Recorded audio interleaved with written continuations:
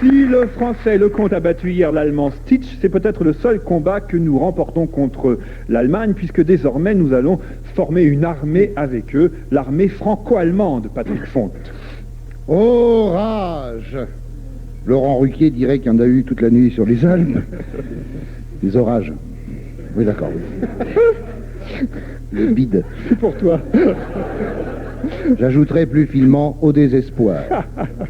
Ô vieillesse ennemie, je vais mourir trop tôt pour voir d'un œil transi les soldats de l'Europe manœuvrer tous les ans sous les ordres martiaux d'un unique adjudant.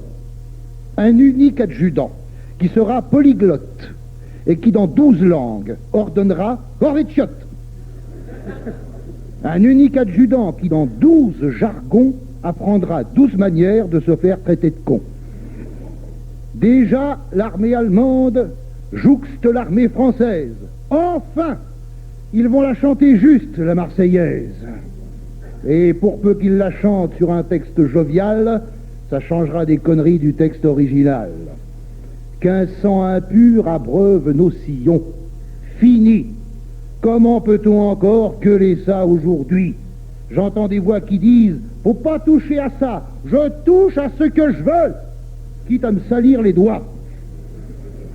Non, je ne verrai pas l'armée européenne équipée par les industries américaines avec un George Bush qui désignera seul les noms de ceux à qui l'on doit casser la gueule.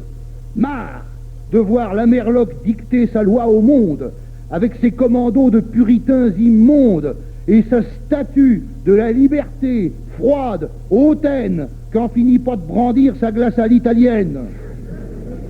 Non, je ne verrai pas l'armée du bloc des 12, bénie par le pontife Jean-Paul 92, qui au balcon de Rome, grisé par les bravos, viendra nous expliquer que la guerre est un fléau. Je ne verrai pas non plus les nouveaux de Courtrai expliquer en allemand, en rital, en anglais, que la masturbation nous chasse du paradis parce qu'on n'a plus qu'une main pour tenir le fusil.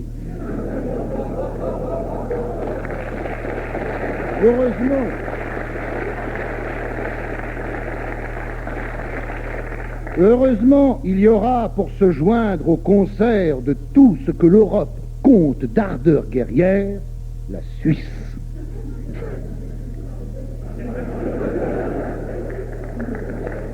Dont le soldat peaufine avec entrain, bien au chaud dans son tank, l'art du chant tyrolien. Planqué sous le sapin où l'oiseau fait cuit-cuit, le soldat suisse chante « Ah, l'Haïti !» Alors l'ennemi recule en murmurant « Les gars, plutôt perdre la guerre que de supporter ça. » Le soldat italien, qui depuis la dernière préfère mourir en paix que vivre dans la guerre, volera des transistors au fond des bombardiers qui largueront les bombes sur leurs ateliers. Jamais à court d'idées, toujours moqué à tort, le Belge à la sauvette vendra des miradors. Et nous verrons mourir nos armées en délire, non d'un éclat d'obus, mais d'un éclat de rire.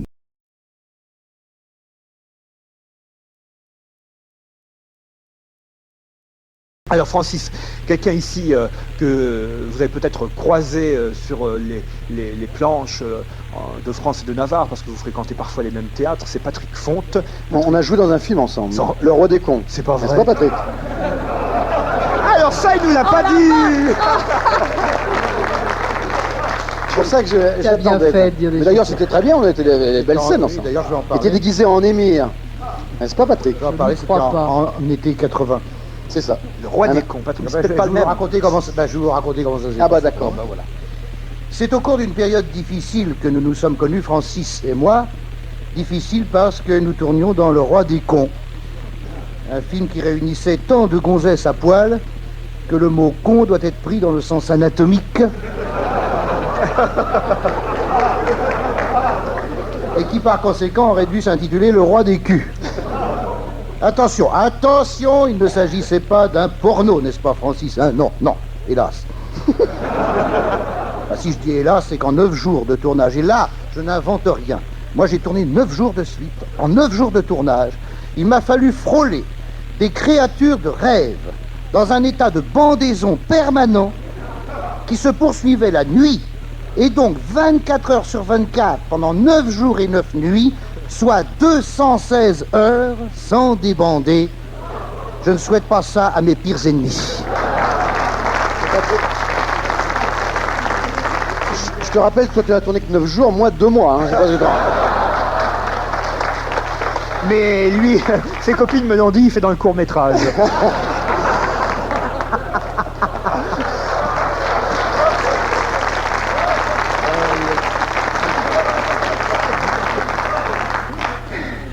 Non mais c'est épouvantable. Oh là. C'était mon premier film tourné dans une atmosphère d'abstinence totale. Et je me disais fréquemment, ça doit être ça l'enfer. L'enfer, ça doit consister à vivre allongé sur Claudia Schiffer, avec interdiction de la toucher, tout en se faisant niquer par David Copperfield. Et pas seulement pendant 9 jours, mais pour l'éternité. Je me souviens d'une scène interminable, un sommet de souffrance dans la frustration totale, au cours de laquelle j'étais complètement nu, dans une salle de bain. Derrière moi, il y avait Fanny Cotenson. Oula. Une belle plante. Parfaitement nue, debout dans la baignoire. Et je pouvais la voir dans la glace qui était devant moi.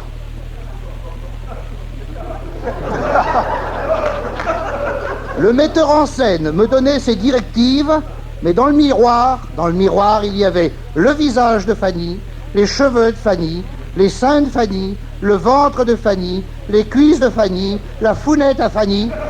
Et j'ai pas entendu un mot de ce que m'a dit le metteur en scène. J'absorbais tant de choses par les yeux que mes oreilles ne servaient plus à rien. Ajoutez à cela une frayeur épouvantable à la perspective de bander comme un cerf devant le portrait vivant d'une femme que Léonard de Vinci eût prise pour modèle s'il n'avait pas été retenu au Louvre. Francis, tu te souviens? Alors évidemment, Francis n'arrêtait pas de vanter les charmes de Fanny. Je le soupçonne d'avoir été un peu amoureux d'elle, mais je le comprends.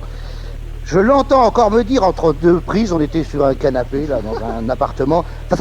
Fanny, elle est vachement baisable. J'ai rarement vu quelqu'un d'aussi bandant, putain. Est-ce que je mens? Mais pourquoi il faisait ça? Il lui restait des poils? Et je me disais, s'il baise comme il parle, elle a le temps de lire le catalogue de la Redoute avant d'arriver à l'orgasme.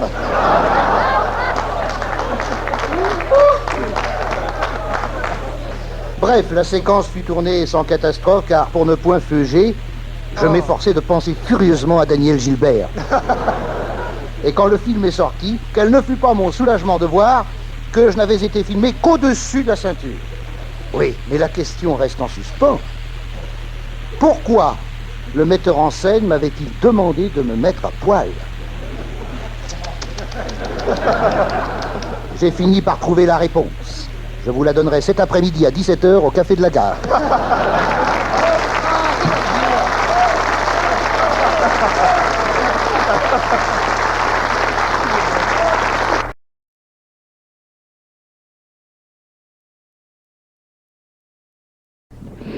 Me trompais-je, Maria Pacôme, si je vous dis que vous êtes une fausse calme? Me trompais-je? Non-je. Car s'il est une épithète qui vous colle à la peau, c'est pétulante. Vous êtes pétulante. Si vous étiez Descartes, votre devise serait « Je pense, donc je pétule ». Un poète transi d'amour à vos genoux pourrait fort bien d'ailleurs déclamer « Quand j'avance, tu pétules, comment veux-tu que... » Je vous laisse la rime à votre appréciation, vous tous qui êtes ici au Studio 105. Voyez-vous, Maria Pacôme, j'ai toujours rêvé de jouer dans vos pièces, dans une de vos pièces, quitte à ne pas pouvoir en placer une, mais qu'importe. Vous communiquez votre énergie à tout le monde. Et tenez, j'ai beau être à 3 mètres de vous, eh bien j'ai la taupe qui feuge. Alors pour ceux qui n'écoutent pas France Inter tous les dimanches, je rappelle que la taupe qui feuge est une expression bretonne dont le sens est assez clair si l'on n'est pas intégriste. Une de vos pièces a retenu mon attention, c'est les Saints de Lola, bien sûr. Avec humour et causticité, vous parvenez à évoquer le problème du vieillissement à travers les nichons. Un auteur masculin aurait pu traiter du même thème avec la bite à Bébert. Oui, la bite à Bébert, ça sonne bien. Mais pas un homme n'a osé. Car l'homme est plus fier de son sexe que la femme de l'est de ses seins. Une femme quadragénaire dira volontiers à son nouvel amant: « Mon cher, je vous préviens qu'une fois déshabillé, pour saisir mes nibards, va falloir vous baisser. » Ce à quoi un amant distingué devrait répondre, qu'importe mon amour, ma fertile, ma gerbe, les fruits mûrs, après tout, ne roulent que dans l'herbe. Bon, ouais, c'est pas dégueulasse, c'est pas... J'espère que ça va me faire des droits d'auteur, tout ça. Mais l'amant, à l'inverse, s'estimerait outragé au plus profond de son orgueil s'il osait déclarer: « Chez moi, c'est comme le clair de lune à Maubeuge, ce n'est qu'une fois par an que j'ai la taupe qui feuge. » Qu'est-ce que je suis con. Je suis con. Ça fait du bien d'être con de temps en temps. Car le théâtre accuse en cette fin de siècle une hypertrophie de la couille gauche. Si je peux me permettre cette hyperbole. J'ai vu dernièrement dans un CAC. Un CAC, c'est un centre d'action culturelle. Prout. Un CAC, je verrais mieux ça au féminin. Prenez votre temps. Une pièce intitulée « L'identité vacante », dont l'auteur est roumain, le metteur en scène moldovalaque et le directeur subventionné. C'est l'histoire d'un homme et d'une table de nuit, couple bifoine et chalumesque, partagé entre le partage et la quête du buff. Jusqu'à la fin de la pièce, on se demande si le public va entrer dans la salle.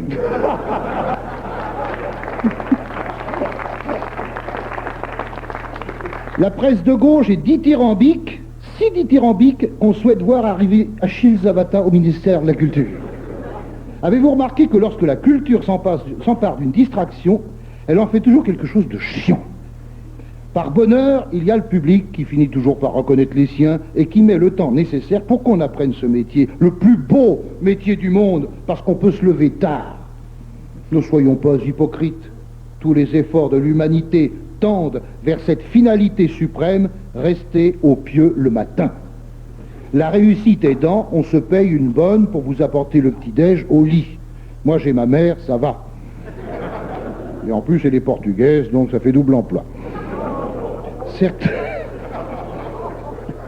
Certains excités du stade vous diront: non, rien ne vaut le lever à 5 heures du mat, à la fraîche. Hey. Eh oui, tout le monde n'a pas dans son lit de quoi s'endormir tard. Oui, je m'écarte, mais si je ne m'écarte pas, qui m'écartera? Maria Pacôme à bientôt sur les planches avec les Saints de Lola numéro 2, le retour. Merci pour les rires dont vous peuplez le théâtre. Il y aura toujours du monde qui vous applaudira. Et s'il n'en reste qu'un, ce serait celui-là.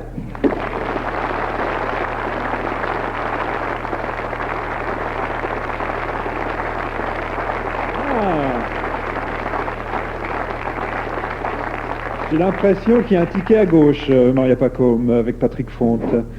J'ai l'impression qu'il y a un ticket à gauche, là. J'ai dû donner votre adresse et peut-être vous arrangerez entre vous. Hein. Lequel Je t'en prie, Anne. Côté court. Celui-là, là. Oui, Patrick Fonte. Oui, celui qui vient de parler. Oui, mais il est super. Il vous plaît physiquement? Il vous rappelle Denis Gray?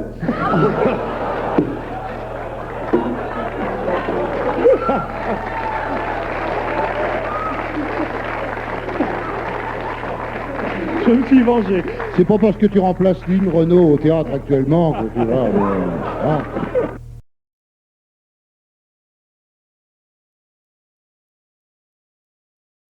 Alors, c'est un poème. C'est normal, ça méritait quand même un poème, le débarquement. Hein. Quand vous accosterez aux plages de Normandie, chers vétérans, aurez-vous encore le courage de faire comme il y a 50 ans? Pourriez-vous traverser la France en direction de l'Italie pour tempérer les flatulences de Monseigneur Berlusconi? D'accord, je suis paranoïaque. Mais j'ai l'odorat qui murmure qu'un peu partout ça sent la caque, l'ordre moral et la censure. Entendez-vous la vieille salope dont De Villiers est le parrain nous proposer une autre Europe qui a fait crever Jean Moulin? Ah, j'aime ce silence. Une autre Europe encore plus vieille que les moustaches de Pierre Laval, avec des murs qui ont des oreilles branchées sur le confessionnal, des flatulences d'intégrisme qui se réclament de la loi pour mieux étouffer l'érotisme sous la bannière de Jolibois. Chers vétérans de la dernière, comme vous voyez, c'est pas fini. Il y a encore du boulot à faire de la Vendée à l'Italie. Bon courage dans votre campagne. Le patron des États-Unis est allé bouffer des lasagnes dans l'assiette à Mussolini. Il y a des limites à la mémoire, mais chez Clinton, le bien-pensant, s'il y a quelques livres d'histoire, il ne doit pas les ouvrir souvent. S'il y a des encyclopédies, il doit s'en servir d'escabeau pour saisir le flash de whisky planqué sur le rayon du haut. Mais ce sont tous des démocrates! Attention, faut pas déconner! Qui frémissent de la cravate en évoquant la liberté. La liberté pour la police de tirer sur un vagabond et de gueuler à l'injustice quand on emprisonne un patron. Quand vous accosterez aux plages de Normandie, chers vétérans, aurez-vous encore le courage de faire comme il y a 50 ans? Pardonnez-moi, c'était un rêve, pleurons dans notre Calvados en constatant que la relève se bouscule à Roland-Garros. Patrick Font.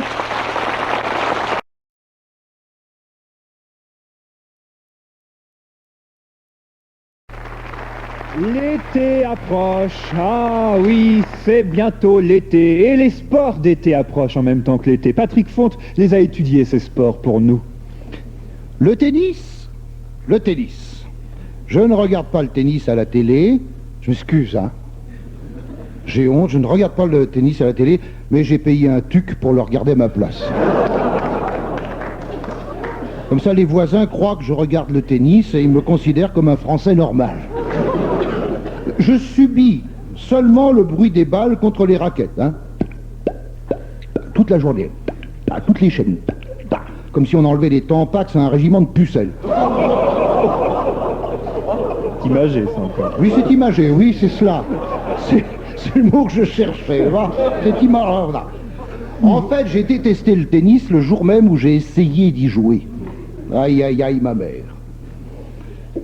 Aïe, aïe, aïe, ma mère. Alors, je tourne la page. Parce que j'avais pas retrouvé la page. Et puis, c'est idiot. J'ai toujours pensé que le tennisman avait un bras 10 fois plus musclé que l'autre. C'est idiot, hein. Il est toujours comme ça. Il va avoir des biceps au bras, puis l'autre, rien. L'autre qui sert à rien. Il est juste à lancer la balle pour le service, et le reste, il glande. Le bras gauche glande.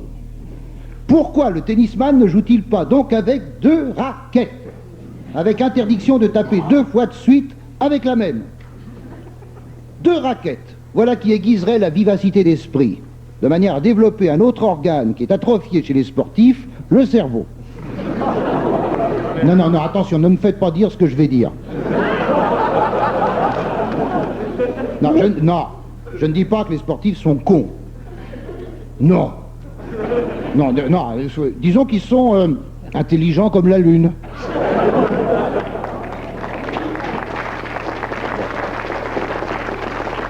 Découragé par le tennis, je me tourne vers la planche à voile. Alors là, pourtant je ne suis pas très lourd. Je fais 81 kilos avec mes vêtements.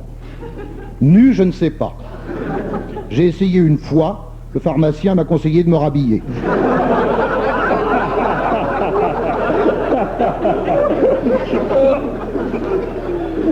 Donc je ne suis pas très lourd, mais où que j'aille, la planche a toujours pied. J'ai pas de chance avec la flotte. Partout où je vais, je m'enfonce. Je m'enfonce, mais si je ne m'enfonce pas, qui m'enfoncera? Comme disait le poète. Alors, comme je m'enfonçais, j'ai pensé me faire tirer. Oh non, écoutez, arrêtez. On a un public de plus en plus vicelard. Hein. Par une vedette. Me faire tirer par une vedette. Oh merde, là, j'aurais dû fermer ma gueule, là. Un bateau, quoi. Hein? J'avais été même pas aperçu de celle-là. J'ai donc choisi le ski nautique. Parvenu à 40 nœuds, non, ça suffit, on recommence pas. Je me suis dit d'abord, c'est de la gourmandise. Et ensuite, à cette vitesse, j'avais que la tête qui émergeait. Heureusement, moi j'ai... Parce que mon maillot de bain avait glissé. Qui a dit quelle horreur? Alors, pour vos sports d'été, vous avez aussi le parapente. Extraordinaire. Le parapente ou deltaplane, moi le deltaplane ça va plus vite que le parapente. Ah, ça vous donne une sensation de, comment dirais-je, de liberté. Extraordinaire, de liberté. C'est fou, car d'en haut, on voit tout ce qu'il y a en bas. Parfois c'est l'inverse.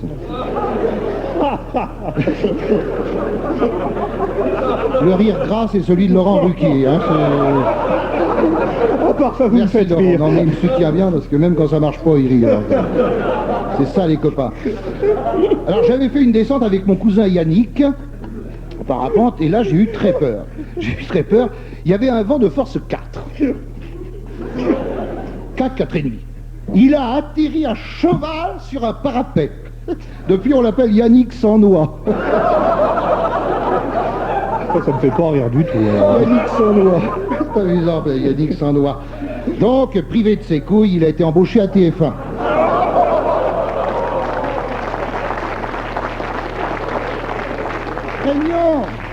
Craignant de finir comme Yannick, je m'orientais, pas c'est simple, AI, vers le golf, pour voir des hectares de terrain bouffés par 3 PDG qui tatapent avec une cacane sur une baballe pour la foutre dans un trou-trou.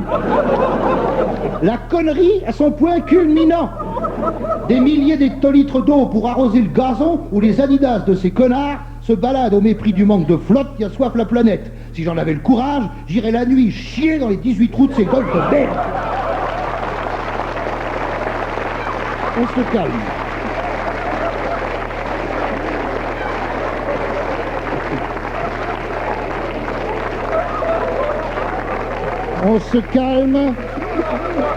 On se calme, comme dirait le trisomique de l'émission du mardi. Oh.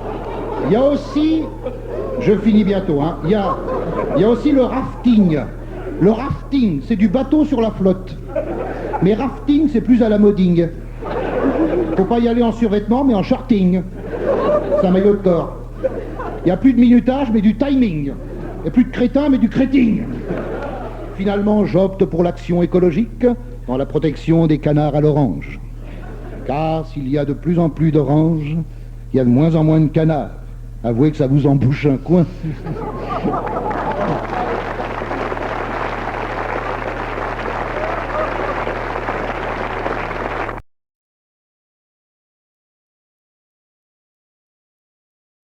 L'Europe, ça n'est pas seulement Maastricht, c'est aussi la chanson, avec le concours Eurovision de la chanson. Hier soir, Linda Martin, une Irlandaise, a gagné.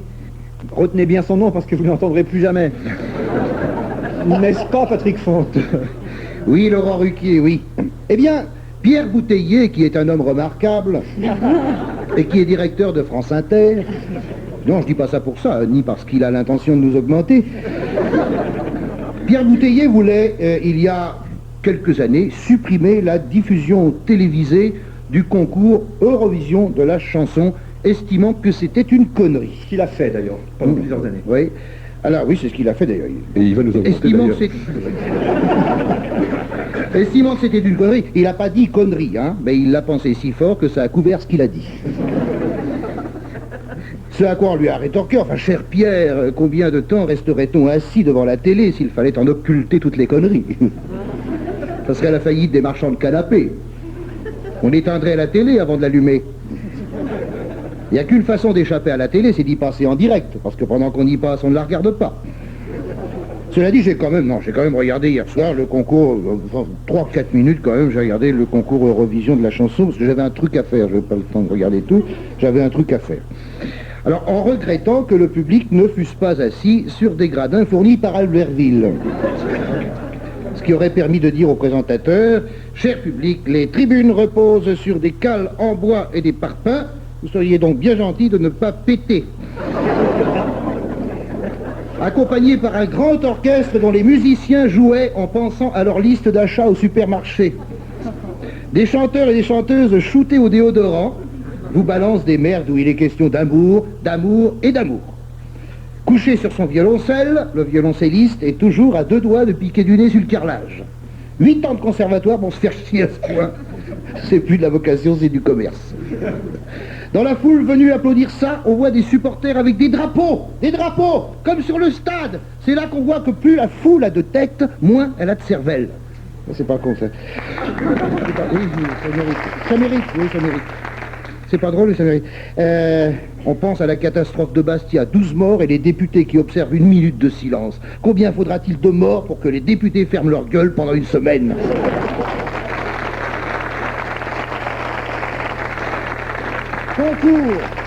Concours Eurovision de la chanson. Mais qu'est-ce que c'est qu'une chanson? Hein? Comme dit Marie-Laure Augry, c'est une petite ritournelle que je chante le matin dans la salle de bain en me rasant.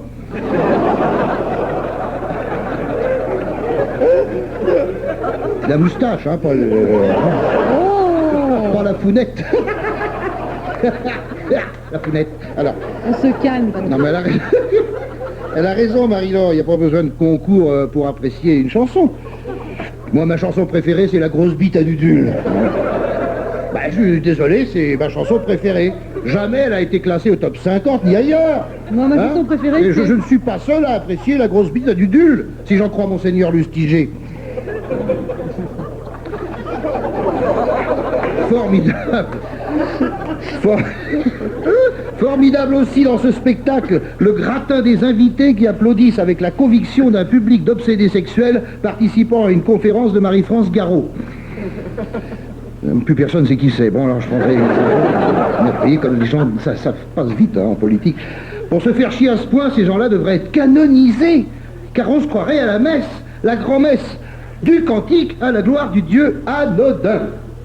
Avec en guise d'encens des émanations Rexona, qui détruit la couche d'ozone, mais qui t'empêche de sentir sous les bras. C'est la misère du luxe. Rien que du luxe et pas un gramme de talent. Car le talent se fout des concours et des compétitions. Le talent éprouve un malin plaisir à déplaire à la majorité. Il est malin le talent. Ben oui, que voulez-vous? Mais oui, mutatis mutandis. Non, je sais pas ce que ça veut dire, mais j'en pense pas. Moi, j'adore les langues mortes. La semaine prochaine, j'aurai un proverbe russe. Alors, le pire dans tout ça, c'est le repas du dimanche où la famille te dit « Mais enfin, pourquoi tu chantes pas dans ce genre d'émission? C'est pas pire que meilleur. » Heureusement, il y a maman qui proteste, hein, pour qu'ils nous ramènent des négresses. Parce que maintenant, ils peuvent plus chanter sans négresse qui se trémoussent avec des seins. Et Tantine de surenchérir, elle déteste les seins, Tantine. Encore un effort, elle fera du ski avec les siens. Elle aura que les bâtons achetés. Bon. Hier soir, à l'Eurovision, la France est arrivée 8e avec une chanson inoubliable dont nous ne dénoncerons pas les auteurs, car le show business est une grande famille. La preuve que le show business est une grande famille, on s'embrasse tous et on se hait. On se hait. Si je vous disais que Fontéval, qui joue au théâtre de Jazet les 15 et 16 mai, à Paris, je l'ai bien placée celle-là, hein, et j'ai pas fait exprès. Donc les 15 et 16 mai. Alors, si vous savez que Fontéval passe pour des PD, alors que l'un des deux ne l'est pas.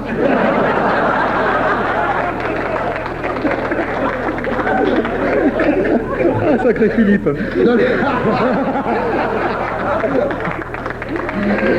Dans les dîners parisiens, si vous entendiez les ragots que je peux colporter, certains jours, je me dégoûte.